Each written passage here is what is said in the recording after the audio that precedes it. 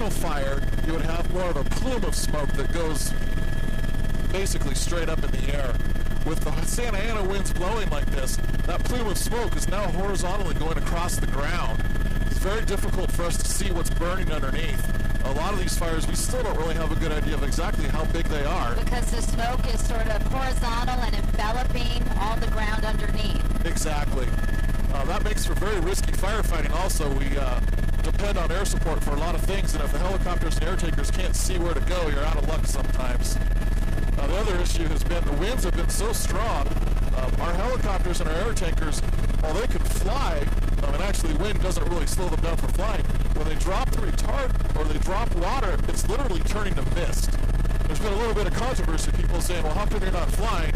It's not a problem with us physically being able to fly, it's just we're wasting retard, and every time you take off in a helicopter or an aircraft, it's a risky mission. And it turns into mist because the winds are so strong, Exactly. It just dissipates? Exactly. Anything above about 25 or 30 miles an hour tends to dissipate it really quickly. We had winds 50 to 80 miles an hour.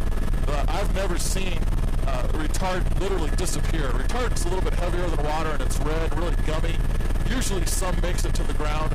I was under retardant drops the first day. It didn't even come near. It was incredible. Have conditions improved at all today? The winds have subsided a little bit.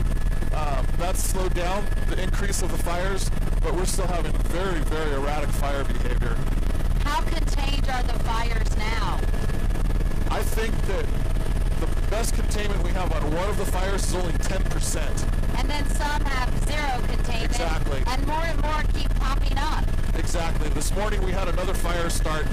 Containment, usually when we go to a wildland fire, we start trying to contain it pretty quickly. Since day one, every engine that's been arriving has been doing structure protection. And as soon as they're done protecting one structure, they're jumping ahead to another structure. It's just been out of control and very, very hectic firefighting. For me, it's incredible we haven't had more firefighters injured.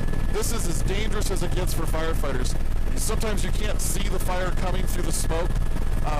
Earlier today, we were evacuating people from the community in the North County area, and people were wondering why. They're saying, it's just a little bit smoky. Why are you having us leave? You won't see a Santa Ana fire come down on you until it's too late.